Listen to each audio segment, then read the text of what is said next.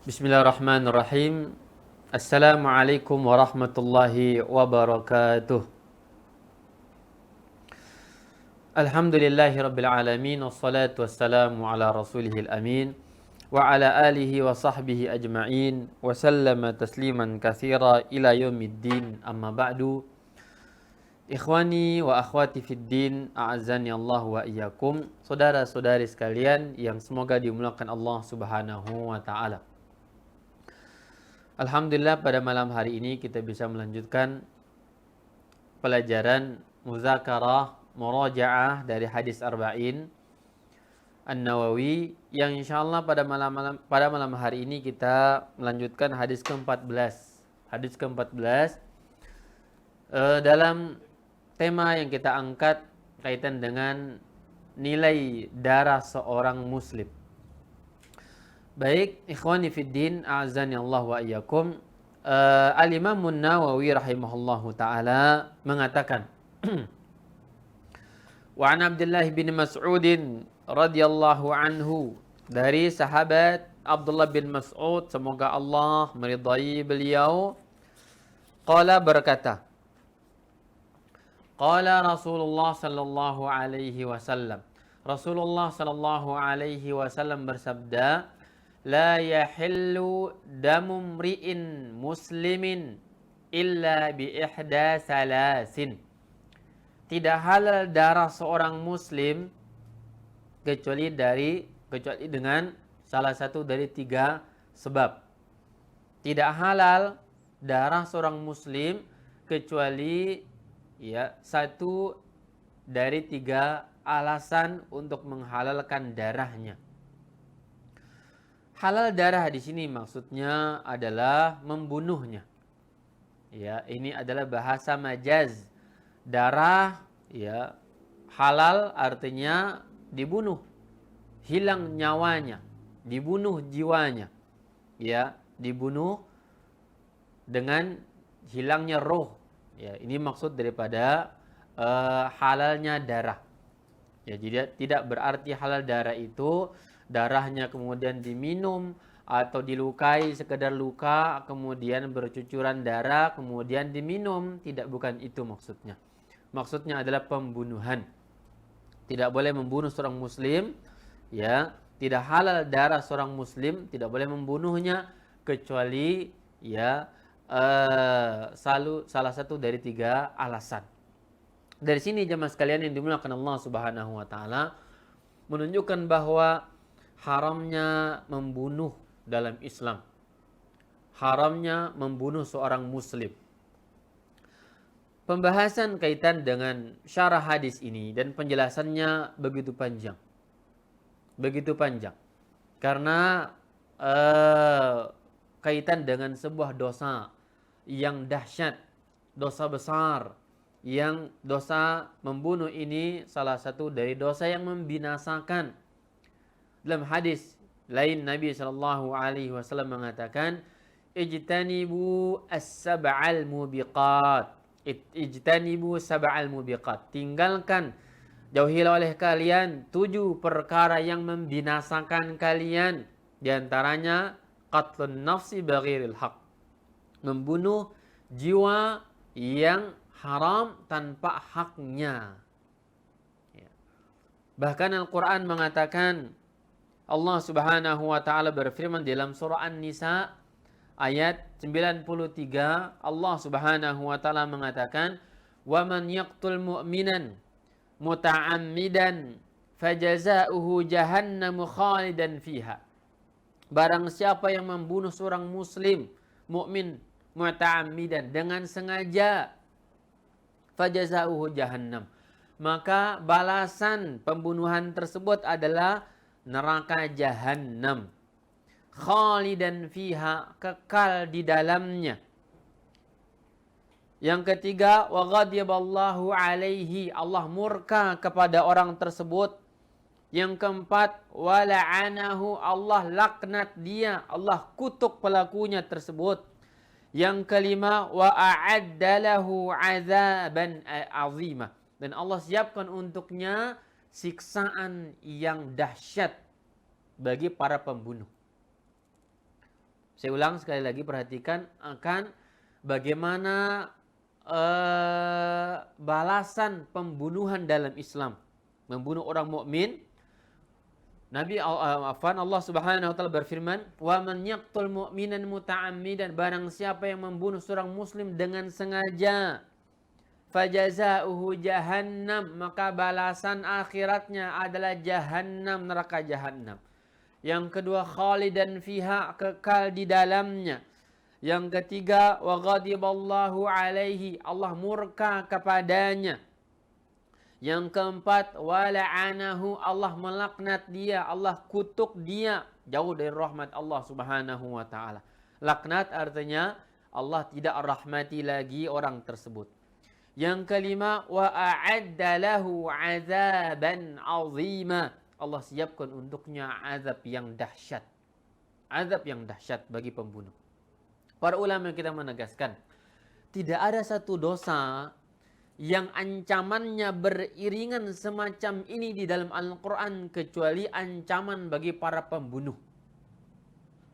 Ini dahsyat, ya, dan luar biasa, menunjukkan ya besarnya dosa dan juga menunjukkan sucinya darah seorang muslim.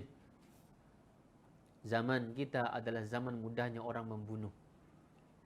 Bahkan sebagian orang mengatakan bahwa terkadang ya nyawa manusia lebih murah daripada nyawa hewan, daripada nyawa sapi, nyawa kerbau, nyawa ayam dan seterusnya. Namun manusia begitu gampang untuk ditumpahkan darahnya, untuk dibunuh dengan alasan yang sederhana atau bahkan tidak beralasan juga, ya. Ada orang-orang yang membunuh saudaranya dan seterusnya. Kita mendengar berita ada orang yang mati dalam karung, ada orang dimutilasi dalam kardus, ada orang yang dia ditanam, dikubur di kontrakannya, ada orang yang digantung, ada orang yang dimutilasi, dibegal dan seterusnya oleh teman sendiri. Na'udzubillahi min dzalik. Semoga Allah melindungi kita dari perbuatan-perbuatan semacam ini. Kaum muslimin yang dimuliakan Allah Subhanahu wa taala. Bahkan sebagian ulama kita bercerita tentang hukum taubat dia. Sebagian ulama menegaskan bahwa tidak ada taubat bagi pembunuh. Walaupun pendapat ini pendapat yang marjuh, pendapat yang kurang tepat. Karena Ahlus Sunnah, mayoritas ulama Ahlus Sunnah meyakini bahwa akan ada taubat bagi mereka. Ada taubat bagi para pembunuh. Berdasarkan firman Allah Subhanahu wa taala, karena Allah menyebutkan dalam sebuah konteks, dalam sebuah redaksi ayat tentang wa man yaqtul mu'minan, ya, Allah mengatakan orang yang membunuh, janganlah kalian membunuh, janganlah kalian berzina, jangan, dan seterusnya. Di ujung ayat itu Allah menegaskan illa man taba wa amana wa amila amalan salihan, kecuali orang yang taubat kepada Allah dengan sebenar-benar taubat dan beramal saleh, maka Allah akan ganti keburukannya dengan kebaikan. Dan ayat yang kita bacakan tadi, ayat ini menegaskan, ya, wa man yaqtul mu'minan muta'ammidan fajazauhu jahannam, orang yang membunuh balasannya jahannam dan kekal di dalamnya. Sebagian sahabat, Abdullah bin Abbas menegaskan, ayat ini menegaskan, kata beliau, tidak ada taubat bagi pembunuh. Tidak ada taubat bagi pembunuh. Karena Allah membahasakannya khalidan, kekal di dalamnya. Artinya kalau kekal dalam neraka tidak akan masuk surga. Ini bahasa ayat. Maka di sini Abdullah bin Abbas, terjemahan Al-Quran, berpendapat bahwa ayat ini sebagai nas, tidak ada taubat bagi pembunuh. Tidak ada taubat bagi pembunuh yang sengaja. Namun pendapat yang kuat tadi kita mengatakan apa? Bahwa bagi mereka ada taubat jika ya taubatnya dengan benar, dengan nasuha dan seterusnya. Jamaah sekalian yang dimuliakan Allah Subhanahu wa taala. banyak hadis Nabi Shallallahu Alaihi Wasallam menegaskan tentang hal ini juga. Nabi mengatakan dalam hadis haji wada, hadis di mana Nabi Shallallahu Alaihi Wasallam bersabda di haji pertama dan terakhir beliau haji, maka beliau mengatakan, Inna dima'akum wa amwalakum wa a'radakum haramun ka hurmati yaumikum hadza. Ketahuilah, darah kalian haram untuk ditumpahkan satu dengan yang lainnya. Kehormatan diri kalian haram untuk kalian saling mengganggu kehormatan diri. Wa amwalakum juga harta benda kalian, kata Rasulullah sallallahu alaihi wasallam. Dan ingat bahwa bagaimana efek dosa dari pembunuhan tersebut dalam Islam, ya, kita akan bahas nanti bahwa pembunuhan itu ya akan dibalas dengan pembunuhan. Nyawa dibayar nyawa dalam agama kita. Maka di sini tidak ada alasan membunuh seorang muslim. Tidak boleh menumpahkan darah seorang muslim secara mutlak kecuali dengan 3 alasan. Hanya 3 alasan saja. Walaupun sebagian ulama kita menegaskan akan ada banyak, nanti kita akan baca dari apa yang disampaikan oleh Imam Ibnu Rajab Al-Hambali di dalam kitabnya Jami'ul Ulum wal Hikam tentang sebab-sebab bolehnya membunuh seorang muslim. Akan kita baca. Maka di sini Al-Imam Ibnu Rajab mengatakan, kata beliau bahwa secara mutlak darah seorang muslim itu jelas hukumnya haram, tidak boleh diganggu. Kehormatan dirinya atau darah dia tidak boleh ditumpahkan oleh siapapun itu. Di zaman kita, ya, kita bagaimana melihat bagaimana gampangnya orang membunuh orang lain. Ya, entah dia disuruh atau ya orang itu langsung membunuh dengan tangan dia sendiri dan seterusnya. Ada namanya pembunuh bayaran, ada namanya ini dan itu. Ketahuilah, orang itu tidak aman dari azab Allah Subhanahu wa taala. Tidak akan aman dari azab Allah Subhanahu wa taala. Sengketa perpolitikan, sengketa bisnis, sengketa asmara, sengketa wilayah dan seterusnya, ya, terkadang membuat orang itu gampang membunuh orang lain, merampok harta bandanya, membegalnya di jalan dan seterusnya. Ini fenomena yang ada kita lihat di zaman ini. Ketahuilah sisi lain bahwa banyaknya pembunuhan semacam ini adalah tanda dekatnya hari kiamat. Begitu mudahnya orang membunuh. Nabi mengatakan dalam sebuah hadis, la taqumus sa'ah, tidak akan tegak hari kiamat hatta yaksural haraj, sampai banyaknya al-haraj. Ditanya kepada Rasulullah, apa itu al-haraj ya Rasulullah? Al-qatal, pembunuhan. Kaum muslimin dan muslimat yang dimuliakan oleh Allah Subhanahu wa taala. Maka ya kita sampaikan darah muslim itu tidak boleh ditumpahkan. Bahkan banyak dalil yang Masya Allah kalau kita kaji tentang pembunuhan ini, Nabi mengatakan bahwa Ka'bah ya hancur, bahkan dunia seisinya hancur, itu lebih ringan di hadapan Allah daripada nyawa satu orang mukmin, satu orang muslim. Nyawanya hilang, dunia seisinya yang di dalamnya ada Ka'bah, ada tanah suci dan seterusnya, itu lebih ringan dibandingkan menumpahkan darah seorang muslim. Maka hati-hati ya akhi.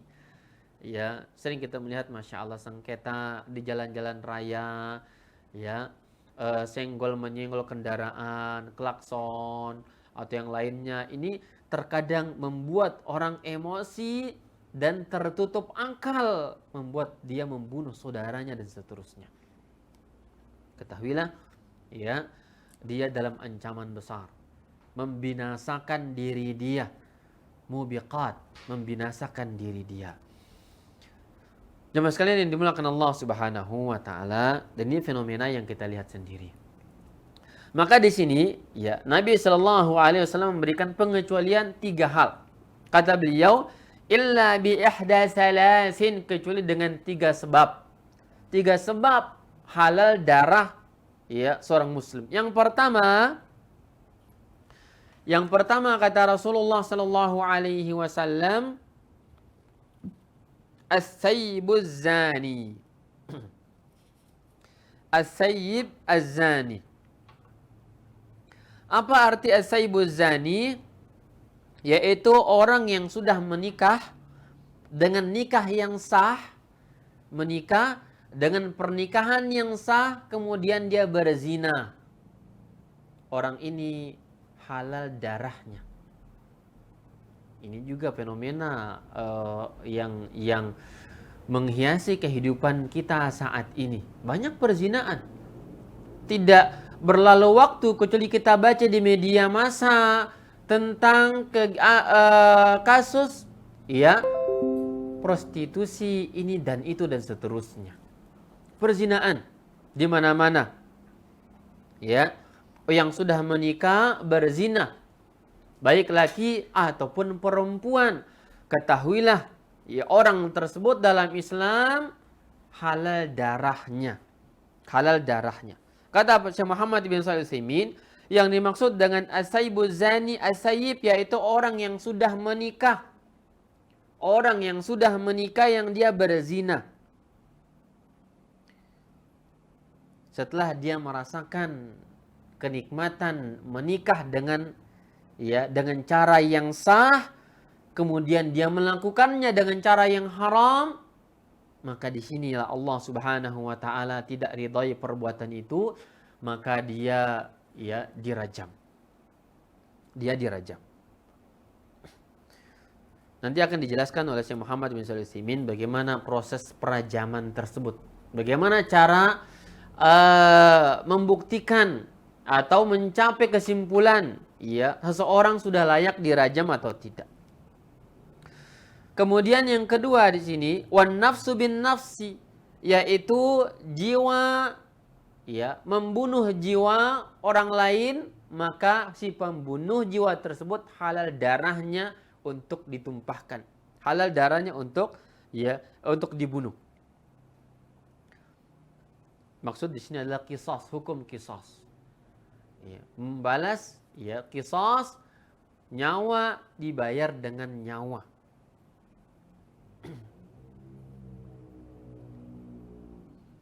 Kata beliau, annahu idza qatala insanun insanan amdan qutila bihi bisyurutil ma'rufah.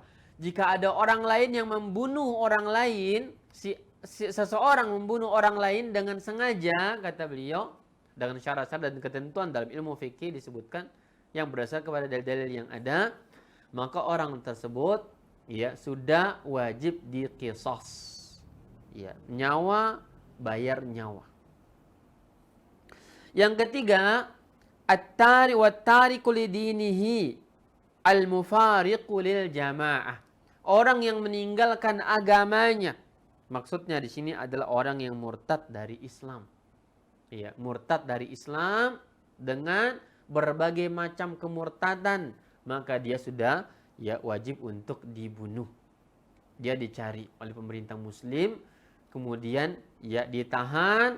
Sebagian ulama kita menegaskan bahwa dia dipenjara, dikarantina selama 1 bulan atau 2 bulan, disuruh taubat. Kalau tidak, maka sudah layak untuk dibunuh. Al-mufariqu lil jamaah, ini ataf bayan, penjelasan saja. Karena orang yang murtad itu sudah jelas dia meninggalkan jamaah kaum muslimin. Itu maksud dari al-mufariqu lil jamaah. Walaupun sebagian ulama kita menegaskan maksud dari al-mufariqu lil jamaah ini adalah pelaku-pelaku bid'ah juga, penyeru kepada perbuatan kufur, penyeru kepada perbuatan bid'ah.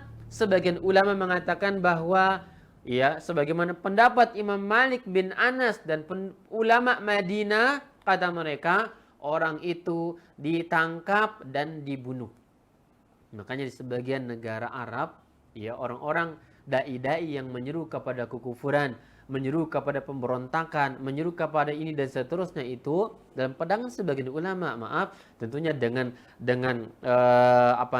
hasil kajian para ulama, ya, orang-orang yang ahli di bidangnya, bahwa si fulan jelas melanggar akidah ahlus sunnah dan dia menyeru kepada perbuatan kufur dan bid'ah, kata Imam Malik bin Anas, orang tersebut termasuk dalam kategori ini.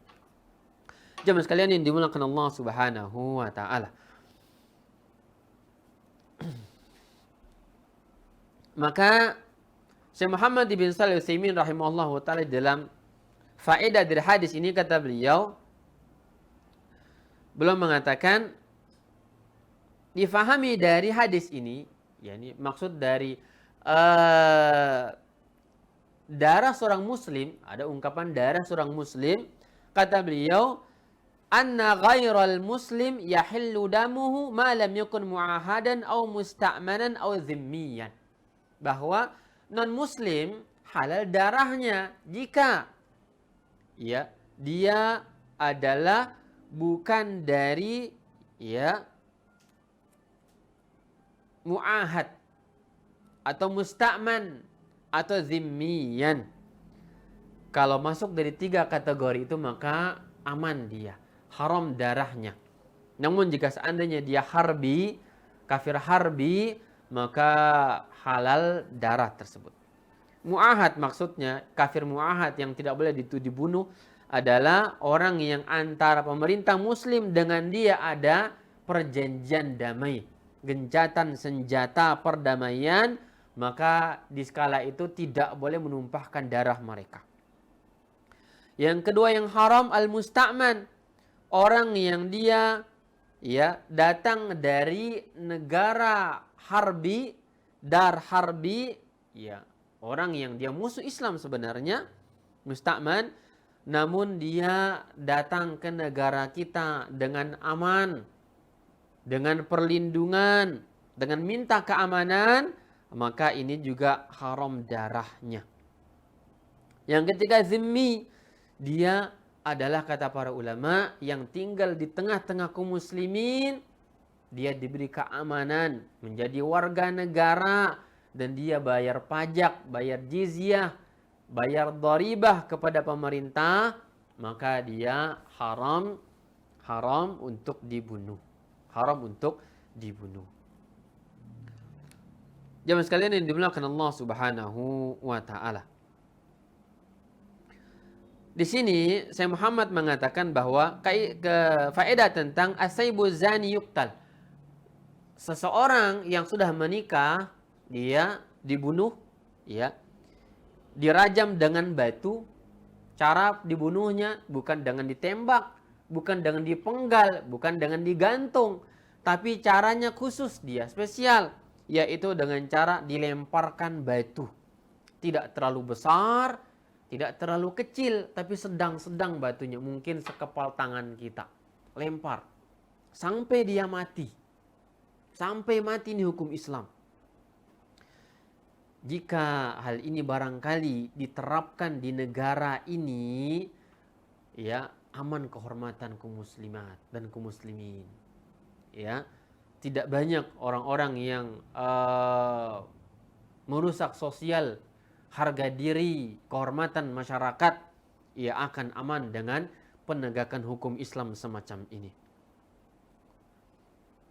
Maka kata beliau, cara dirajamnya, an yuqaf wa yarmihin nasu bi hijaratin, yaitu dia ditanam, boleh berdiri atau ditanam sebagian badan, kemudian dia dilemparkan dengan batu, tidak terlalu besar dan tidak terlalu kecil, sampai dia mati dengan lemparan tersebut.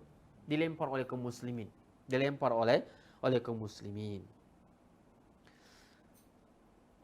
Dan pembunuhan dengan cara itu tidak dikatakan pelanggaran HAM.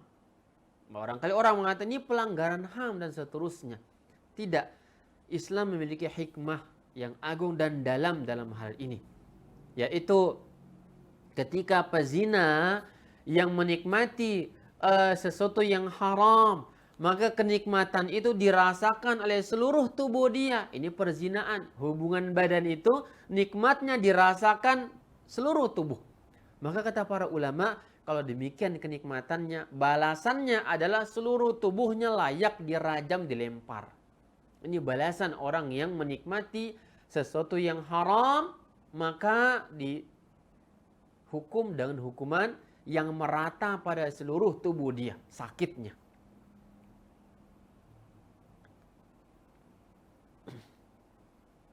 Dan inilah cara syariat. Ya, inilah cara syariat ya untuk penegakan hukum bagi para pezina. Jemaah sekalian yang dimuliakan Allah Subhanahu wa taala. Kemudian bagaimana menetapkan hukum pezina tersebut? Ya. Kata para ulama kita dengan dua cara. Dengan dua cara menetapkan hukum, ya. Menjadikan seorang tersangka dalam kasus perzinaan dengan dua cara. Yang pertama dengan ya syahadah, saksi 4 laki-laki yang adil, dewasa, bahwa kata para ulama annahum ra'au zakara zani fi farjil mazni biha. 4 orang ini melihat kemaluan laki-laki pezina itu masuk kepada kemaluan si perempuan teman zinanya. Dilihat dengan mata kepala mereka. Mereka bersaksi mengatakan, saya melihat si fulan begini. Saya melihat si fulan dan seterusnya 4 orang. Maka dengan 4 saksi tersebut sudah layak ditegakkan hukum rajam kepada pelakunya. Dan ini kata para ulama belum pernah terjadi. Ya, kasus perajaman pezina dengan cara pembuktian 4 saksi atau adanya pengaduan 4 saksi yang melihatnya belum pernah ada. Karena sulit. Ya. Nabi mengatakan melihat kemaluan masuk kepada kemaluan. Sebagaimana timba masuk ke dalam sumur, kata Nabi SAW. Artinya melihat langsung demikian. Ya. Maka kata para ulama, Syekhul Islam mengatakan belum pernah ada ya kasus penegakan hukum rajam dengan adanya 4 persaksian 4 orang ini. Artinya juga penerapan hukum Islam ini nggak gampang gitu ya. Orang takut terkadang ketika mendengar hukum Islam ini takut, padahal tidak gampang. Penegakannya tidak semudah yang dibayangkan oleh orang-orang. Zaman Nabi saja nggak pernah terjadi demikian. Dan yang kedua, ya, an yuqirra zani bi annahu zana. Cara kedua penetapan kasus ini, ya, tersangka perzinaan ini pengakuan pezina pelaku tersebut kepada pemerintah yang sah, dan dia ya mengaku demikian kemudian dirajam oleh pemerintah. Kata para ulama, wa hal yushtaratu tikrarul iqrar 4 marrat aw yakfi il iqrar marratan wahida. Ya, apakah ikrar ini ya cukup 1 kali dia mengaku, misalkan datang, saya berzina, tolong rajam saya. Sebagaimana datang orang-orang di zaman Rasulullah sallallahu alaihi wasallam, ada perempuan Ghamidiyah mengatakan, "Ya Rasulullah, inni hubla minaz zina, fatahhirni." Ya Rasulullah, aku hamil dari perzinaan dan sucikan diriku. Nabi berpaling darinya. Datang lagi dia dan mengatakan, "Inni hubla minaz zina, fatahhirni." Ya Rasulullah, aku hamil dari perzinaan, maka sucikan diriku. Nabi pun berpaling. Ya. Sampai 4 kali anaknya lahir dan dia sudah bisa menyapi anak tersebut, Nabi tegakkan hukum kepadanya.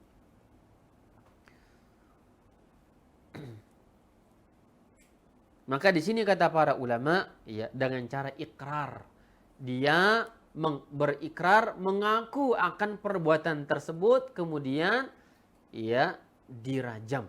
dengan cara yang kita sebutkan di muka. Jadi penegakan hukum ini kata para ulama tidak bisa dengan cara adanya misalkan foto atau bahkan beredarnya video, tidak bisa. Sampai dia mengaku, orang itu mengaku, maka ketika itu dirajam. Mohon maaf barangkali jika seandainya ya penegakan hukum ini terjadi di negara kita dengan banyaknya kasus rusaknya moral akhlak perempuan di zaman kita yang melibatkan katanya fulan orang-orang yang figur publik dan semisalnya, seharusnya orang-orang itu dirajam agar aman negara kita dari ya kerusakan moral, akhlak dan amannya anak-anak gadis kaum muslimin. Dan harmonisnya rumah tangga mereka. Karena tidak jarang juga ketika ada kasus tersebut melebar kepada persoalan rumah tangga dan seterusnya. Bahkan pembunuhan terjadi dengan sebab perzinaan yang ada. Jemaah sekalian yang dimuliakan Allah Subhanahu wa taala. Bahkan lebih parah dari itu sampai kepada derajat kekufuran. Orang kufur ya karena dia dihamili oleh temannya yang kafir, maka terpaksa dia pindah agama gara-gara perzinaan tersebut. Ini pelajaran besar bagi kita kaum muslimin. Semoga Allah lindungi kita semuanya dan anak-anak gadis kita dan istri-istri kaum muslimin dari hal semacam ini. Ajar mereka tutup aurat dengan baik. Ajar mereka tinggal di rumah. Perempuan tidak pantas bekerja di luar rumah. Tidak pantas perempuan itu keluar rumah pakai minyak wangi, pakai make up, naik kendaraan ngebut dan semisalnya, karena akan kelihatan ya aurat-aurat tersebut. Karena mereka disuruh berjilbab untuk menutup aurat dan tidak mengumbar aurat tersebut. Kaum muslimin yang dimuliakan Allah Subhanahu wa taala.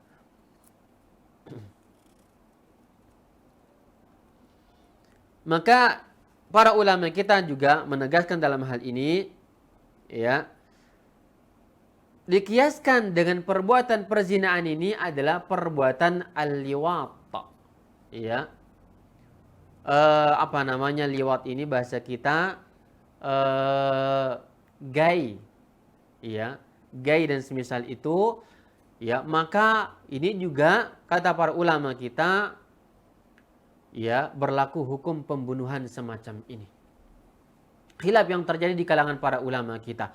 Sebagian ulama kita mengatakan hukum bagi gay ini adalah orang yang mendatangi laki-laki sebagaimana kaum Lut dahulu mendatangi laki-laki. Ya, mereka mengatakan bahwa sebagian ulama kita mengatakan hukuman yang pantas bagi kaum gay ini adalah al-luti ini adalah dibakar. LGBT ya. Di zaman kita mereka dibakar. Ya. Sebagian lagi mengatakan mereka dilemparkan dari tempat ketinggian yang kemudian dihujani dengan batu-batu sebagaimana Allah azab kaum Lut dahulu. Dan sebagian ulama kita mengatakan bahwa dia dibunuh dengan berbagai macam cara apa saja. Yang jelas dia harus dibunuh. Ya, pelaku dan pelaku dan juga objeknya. Dibunuh dua-duanya.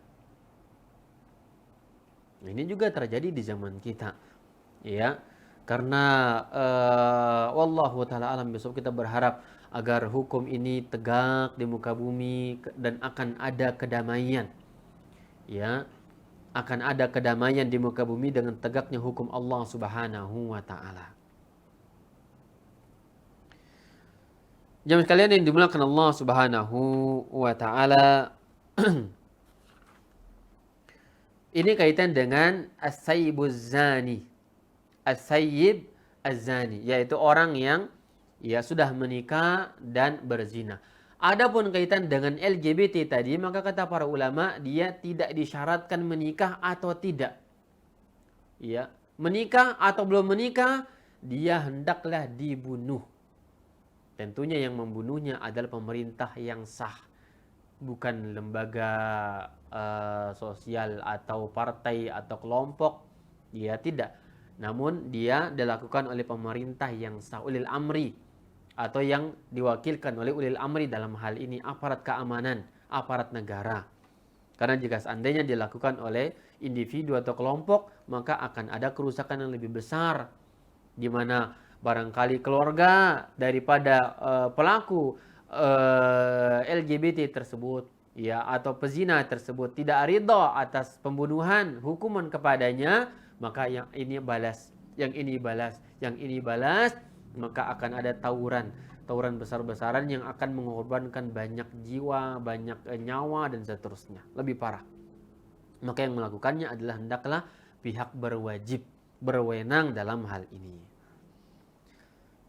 Jamaah sekalian yang dimuliakan Allah Subhanahu wa taala.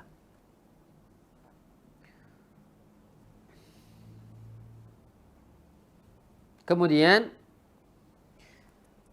penggalan hadis kedua di sini kaitan dengan an-nafsu bin nafs. Iya. Halalnya darah seorang muslim itu ketika dia membunuh orang lain dengan cara sengaja. Membunuh orang lain dengan cara sengaja. Ini halal darahnya. Ini sudah boleh dibunuh.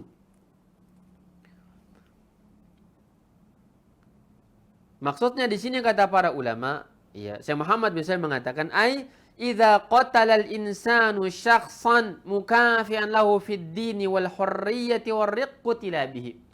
Jika seseorang itu membunuh dalam orang lain yang sama ya, status agama, dan dia orang yang bebas, merdeka atau budak, ya, maka dia dibunuh.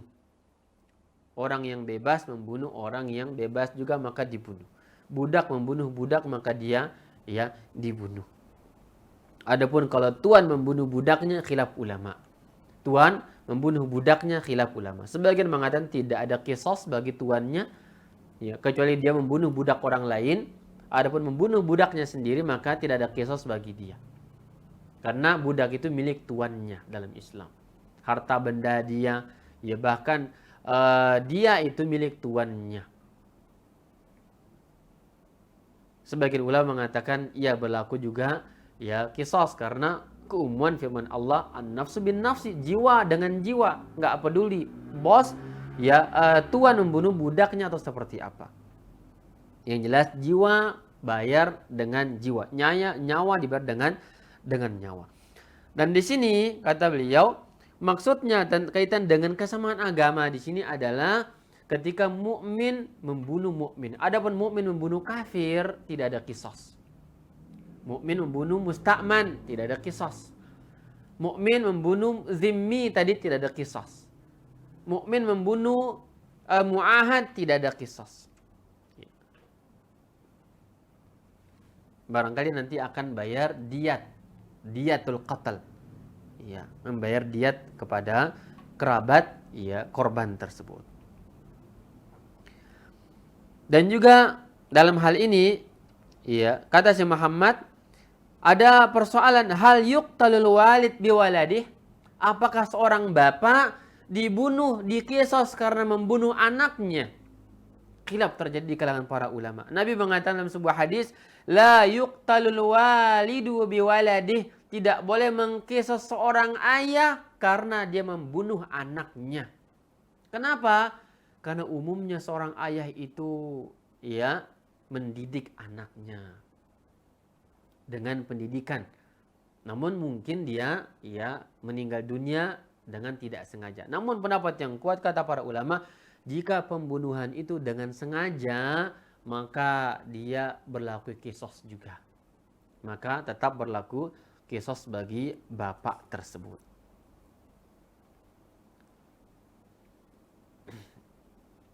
Jamaah sekalian yang dimuliakan Allah Subhanahu wa taala.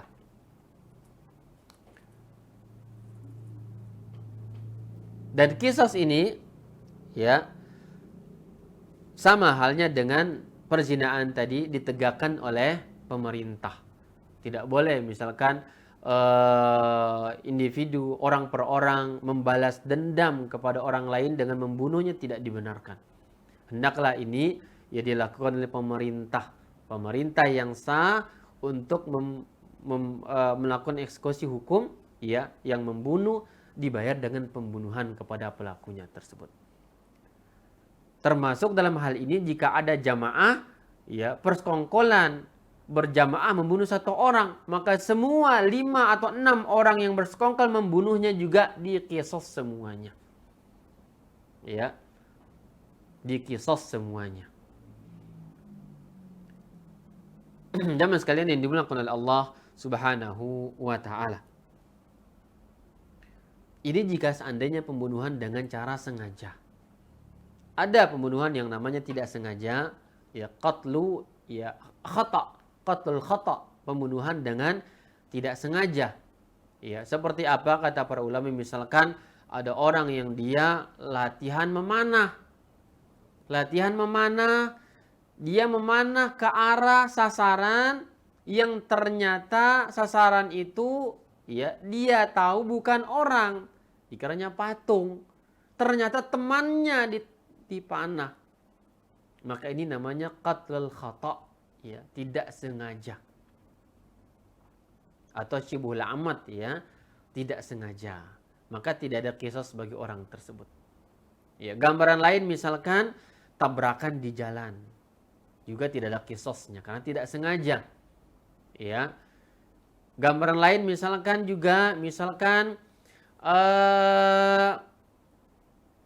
seorang tukang bangunan melemparkan dari lantai 2, lantai 3, melemparkan bahan bangunan yang ternyata di bawah bangunan itu ada pejalan kaki yang lewat, terkena kepalanya satu sak semen barangkali, atau linggis, atau golok yang terjatuh dengan tidak sengaja, atau batu bata, ya, maka meninggal dunia, ini juga tidak ada qisasnya. Barangkali nanti dia akan dikenai ya bayar diat. Nyawa itu 100 ekor onta. 100 ekor onta ya untuk satu nyawa. Jamaah sekalian yang dimuliakan Allah Subhanahu wa taala. Ini bagi pembunuhan. Kemudian yang ketiga, dalam hadis itu disebutkan at-tariku lidinihi, yakni al-murtad. Orang yang meninggalkan agamanya adalah orang yang murtad. Al-mufariqul jamaah, yaitu ya yang meninggalkan jamaah kaum muslimin. Murtad artinya dia meninggalkan agama dan dia meninggalkan jamaah kaum muslimin, pindah kepada jamaah kafir artinya. Ya. Maka orang tersebut, ya, kata para ulama, sudah dibunuh, layak dibunuh.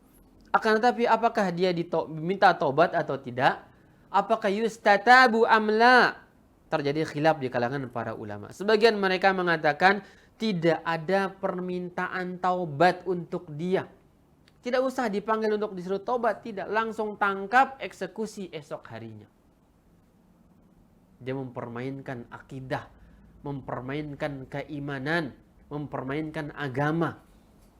Karena akan ada orang-orang yang barangkali terfitnah dengan murtadnya dia dan seterusnya.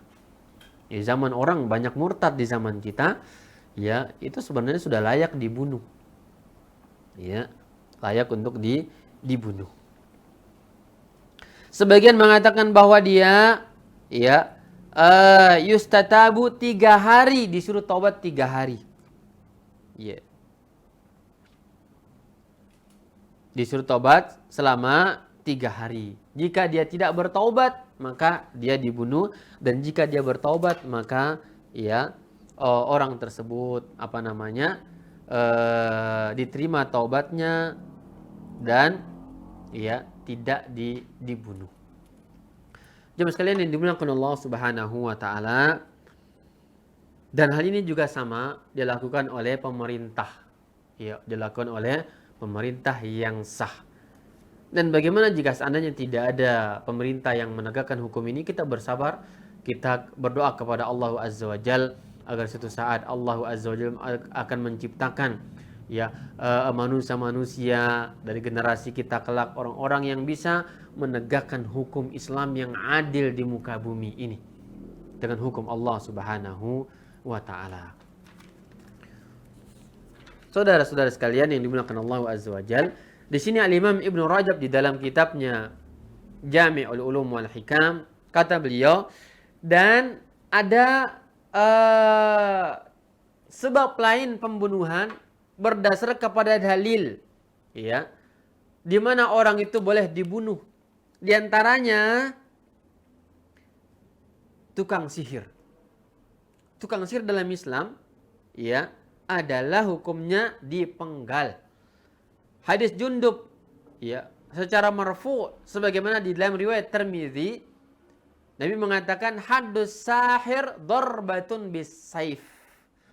Hukuman bagi tukang sihir itu adalah dipenggal dengan pedang. Di negara kita ini banyak tukang sihir. Banyak tukang sihir. Seharusnya mereka dipenggal. Iya, seharusnya mereka itu tidak bisa dibiarkan begitu saja, tidak bisa dipelihara karena mereka lebih parah daripada koruptor. Iya, miliaran itu. Yang ini kufur, yang ini sebatas maksiat. Karena tukang sihir itu kufur dalam Islam. Karena dia nggak mungkin mendapatkan kekuatan sihirnya kecuali harus kufur dulu kepada Allah Subhanahu wa taala. Dia harus kufur, dia tidak sholat, dia junub, tidak mandi berhari-hari, tidak sholat, dia menyembelih dengan tidak mengucapkan basmalah, dia menulis ayat Al-Quran dengan darah-darah, haid dan semisalnya, itu perbuatan kufur semuanya. Maka dengan itu setannya datang, maka di sini kata para ulama, hukuman bagi tukang sihir dia dibunuh dalam Islam. Di antaranya juga, ya, qutila man waqa'a ala bahimatin, yaitu dibunuh orang yang melakukan atau memperkosa hewan-hewan. Ya, melakukan apa? Ya, hubungan seks dengan hewan.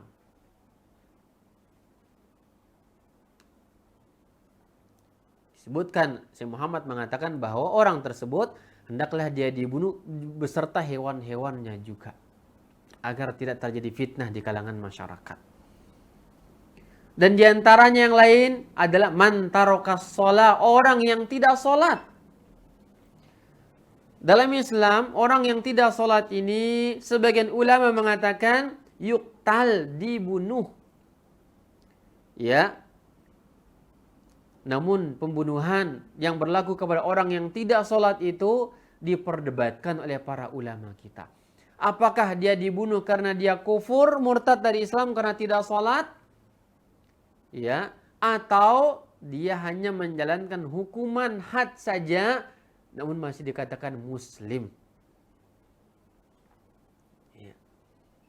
Namun,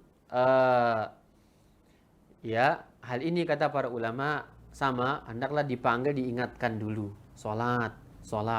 Ya. Nggak sholat juga, ya, tugas bapaknya bawa anaknya kepada, ya, ke kepolisian, mahkamah syariah untuk dipenggal leher anaknya tersebut. Masya Allah nih, kalau diterapkan di negara kita ini mungkin separuh rakyat kita hilang. Kenapa? Banyak yang nggak sholat. Masjid besar direnovasi 2 lantai, 3 lantai. Pasang tong-tong di tengah jalan untuk renovasi masjid dan seterusnya. Tapi yang hadir pada sholat jamaahnya hanya sekian hitungan jari. Dari satu RW, satu sekelurahan yang isinya ratusan manusia, bahkan ribuan, yang datang ke masjid hanya 5, 6, 10 dan seterusnya. Ya. Bahkan sebagian orang mengklaim, ya, datang mengadu, Pak Ustadz, suami saya tidak pernah sholat, apa hukum saya minta cerai dari dia? Perempuan sudah layak minta cerai dari suami yang tidak sholat. Kenapa? Para ulama kita mengharuskan dia seharusnya dibunuh orang tersebut. Mempermainkan hukum Allah Subhanahu wa ta'ala. Bukan permainan hukum manusia, hukum Allah Azza wa Jalla. Di antaranya juga kata para ulama kita, pendapat sebagian ulama kita, peminum khamar, ya, yang keempat kalinya, pertama dia dicambuk 100 kali, dicambuk lagi, yang keempat masih minum juga, mabok-mabokan juga, layak dipenggal. Ya. Ini pendapat sebagian ulama kita. Kemudian juga, ya, orang yang boleh membunuh orang lain ketika orang tersebut datang ke rumahnya untuk mengambil hartanya. Nabi mengatakan, man qutila duna mali fahuwa syahid wa man qutila duna dami fahuwa syahid. Orang yang terbunuh karena membela hartanya syahid. Orang yang terbunuh karena membela kehormatan dirinya atau anak istrinya, dia syahid. Artinya kata para ulama, dia boleh membunuh orang yang ingin merusak keluarganya. Dia boleh membunuh orang yang ingin mencuri harta benda dia. Ya. Jamaah sekalian yang dimuliakan Allah Subhanahu wa taala. Dan diantaranya yang boleh dibunuh ini kata para ulama adalah jasus. Jasus muslim, mata-mata muslim, ya, untuk memberikan informasi kepada negara kafir. Ini ingat, ya, hukumnya halal darahnya dalam Islam. Ini banyak sekali barangkali, ya, orang-orang yang menjadi mata-mata kepada orang kafir, membela orang kafir untuk merusak negara Islam. Ya, dalam Islam hukum orang tersebut adalah, ya, dibunuh. Kaum muslimin yang dimuliakan Allah Subhanahu wa taala, barangkali ini yang dapat disampaikan, semoga ada manfaatnya. Yang jelas bahwa pembunuhan itu adalah hukumnya haram dalam Islam, kecuali dengan cara yang hak yang kita sebutkan di muka, yaitu dengan 3 hal, yaitu seorang orang yang sudah menikah yang dia berzina, ya, laki dan perempuan, ataupun seorang yang murtad dari Islam, atau orang yang membunuh orang lain dengan cara sengaja, maka dia, ya, halal darahnya. Selain daripada itu, maka tidak boleh membunuh seorang muslim, tidak boleh menumpahkan darah seorang muslim. Wallahu taala a'lam bishawab. Jika ada soal bagi teman-teman yang hadir, silakan. Wallahu taala a'lam. Ya, silakan angkat tangan dan menyampaikan pertanyaannya.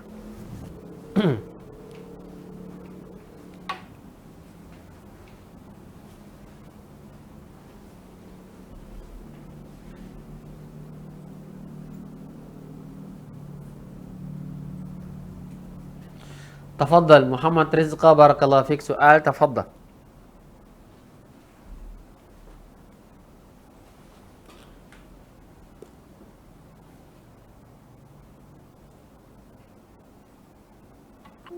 Assalamualaikum Ustaz. Waalaikumsalam warahmatullah. Barakallahu fiik Ustaz. Fikum barakallah.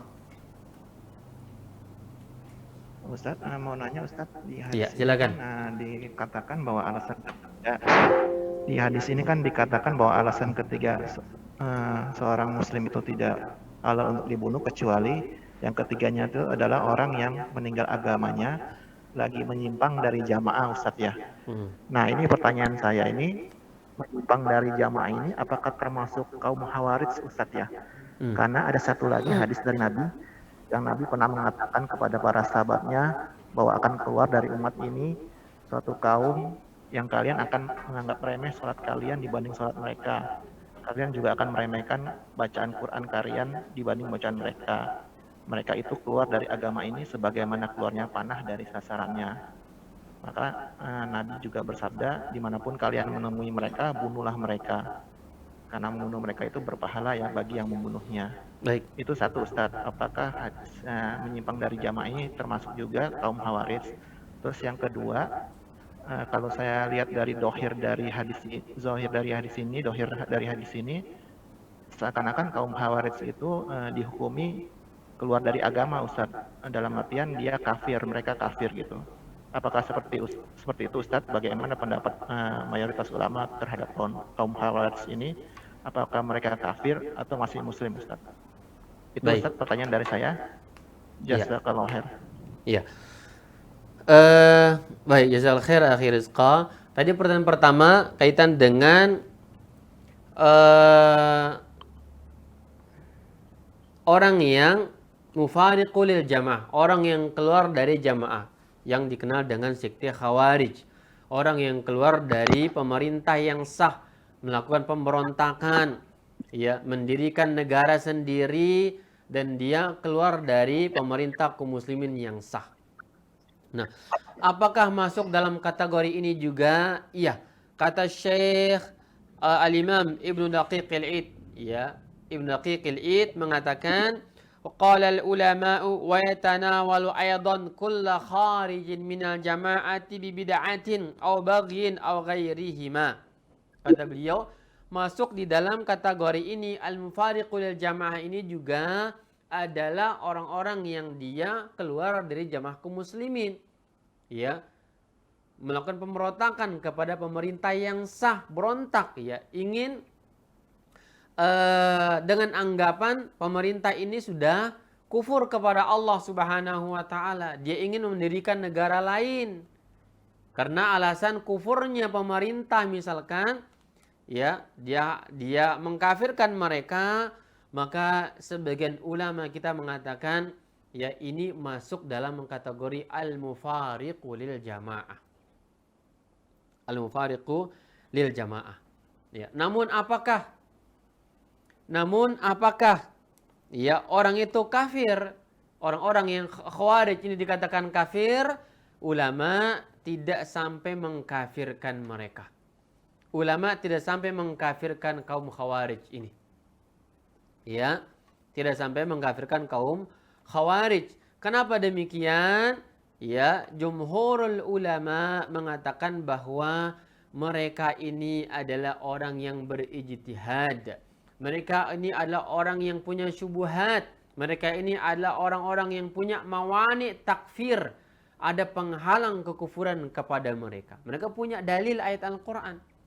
Mereka punya argumen ini dan itu dan seterusnya. Yang mereka ya bangun untuk menguatkan pondasi keyakinan mereka tersebut. Walaupun ya hal ini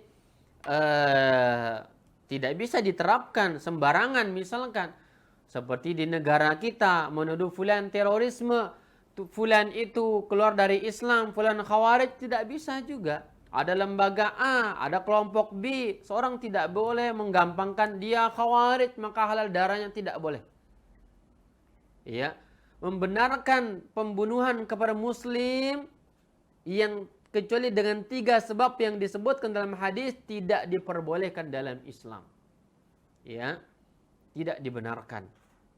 Maka ini yang melakukannya adalah tim ahli agama, bukan tim ahli duit dan semisal itu.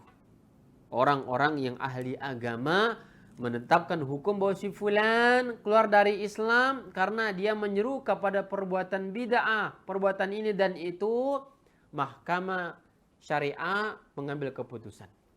Panggil fulan, diskusi, dialog, suruh taubat, enggak taubat juga mungkin berlaku hukum kepada orang tersebut. Ya, adapun membunuh orang di jalan, ketemu di mana tempat dibunuh, ini tidak dibenarkan dalam agama Islam. Tidak dibenarkan di dalam agama Islam. Nah, maka tadi dikatakan bahwa apakah khawarij ini kafir? Ya, wallahu taala a'lam bissawab. Ya, yang dimaksud ya adapun hadis yang dibacakan tadi bahwa Dzulkhuwaisirah itu apakah dia kafir atau tidak? Ya, wallahu taala a'lam bissawab. Ya, butuh kajian tentang orang tersebut. Ya, yang jelas ataupun sifat khawarijnya pendapat yang rajih dari pendapat para ulama kita, khawarij ini belum dikafirkan, belum keluar dari Islam. Ada khilaf, sebagian mereka mengatakan bahwa mereka telah kufur kepada Allah Subhanahu wa taala. Namun jika diperangi sekalipun tidak berarti mereka kafir. Ya, Nabi suruh untuk membunuhnya tidak berarti dia kafir, hanya berupa hukuman saja. Sebagaimana tadi mengatakan hukuman bagi orang yang Yang berzina, ya halal darahnya bukan karena dia kafir, hanya berupa penegakan hukum, membendung kerusakan yang mungkin terjadi setelahnya dari orang-orang lain dan seterusnya. Menjaga akidah, tutup pintunya, bunuh pelakunya. Pembunuhan itu apakah dasarnya kufur? Belum tentu. Ya, belum tentu. Wallahu taala a'lam bishawab. Nah. Jazakallahu khair ya akhi Rizqah. Baik. Soal di sini, afwan Ustadz, bila pelaku pembunuhan di bawah umur apakah hukumnya sama? Ya, pembunuhan di bawah umur apakah hukumnya sama? Ini butuh dikaji. Apa maksud di bawah umur? Karena ya pembunuhan ya di bawah umur, karena istilah di bawah umur ini pada setiap tempat ya, negara atau bahkan dalam pandangan syariat kita berbeda dengan apa yang ada di saat ini. Bahkan ada ya undang-undang perlindungan anak dan semisalnya. Nah, maka dalam hal ini kita melihat ya orang yang dia sudah baligh, mumayyiz atau baligh, ya akil sehat, dia membunuh. Apa itu batasan balik? Balik itu umur 13-14 tahun sudah balik. Sudah faham dia. Ya, sudah mengerti. Ya. Maka orang yang sudah balik sudah ada hukum syariat kepada dia. Hukum syariat. Ya, kalau dia nggak sholat dia dosa. Kalau dia ini maka sudah ada hukuman. Ya, maka patokannya dalam Islam mungkin berbeda dengan apa? Istilah terminologi di zaman kita. Di bawah umur maksudnya masih sekolah SMA belum, tidak. Ya. Maksud daripada orang yang berlaku hukum dalam Islam itu adalah sudah baligh, dia sehat, tidak ada paksaan siapapun. Maka butuh difahami umur baligh itu berapa tahun. Apa tanda baligh itu? Pertama umur. Yang pertama mimpi basah. Mimpi basah barangkali umur 11 tahun, 12 tahun sudah balik namanya. Ya, tanda kedua tumbuh rambut di sekitar kemaluannya, sudah balik itu. Yang ketiga, ya, umurnya sebagian ulama mengatakan 13 tahun, 14 tahun sudah balik. Ya, maka orang itu berlaku hukum kepadanya. Jika dia membunuh, wajib diqisas. Sudah layak untuk diqisas, ya. Barangkali kalau sekarang umur 15 tahun ya, 15 16 itu sudah balik akil, sudah balik, itu berlaku hukum Islam kepada dia. Sudah mengerti tentang apa? Tentang hukum, ya maka dia hendaklah diberlakukan hukum qisas kepada orang tersebut. Nah, wallahu taala a'lam bishawab. Baik, ini dapat disampaikan ya ikhwan, tidak ada lagi pertanyaan. Semoga ini menjadi bahan murojaah kita, dan hendaklah kita hati-hati waspada atas darah seorang muslim. Ya. Di zaman banyak orang membunuh orang lain, anak membunuh bapaknya, anak membunuh saudaranya, saudara membunuh saudaranya, teman membunuh rekan bisnisnya. Ya, kasus di jalan, ya, saling senggol kendaraan, atau asmara yang berakhir dengan pembunuhan. Banyak kita dapat berita fulana mati di hotel, fulan mati di kamar hotel karena perzinaan dan seterusnya. Allah bongkar aib, naudzubillahi min zalik. Semoga Allah lindungi kita semuanya dari perbuatan ya, perbuatan pembunuhan, perbuatan perzinaan, perbuatan murtad dari Islam, naudzubillahi min zalik. Semoga Allah kokohkan iman kita di atas iman dan Islam dan istiqamah di atasnya. Wallahu taala a'lam bishawab. Ini dapat disampaikan, semoga bermanfaat. Subhanaka bihamdika asyhadu an la ilaha illa anta astaghfiruka wa atubu ilaika. Wassallallahu ala nabiyina Muhammadin wa ala alihi washabihi ajmain. Wassalamualaikum warahmatullahi wabarakatuh.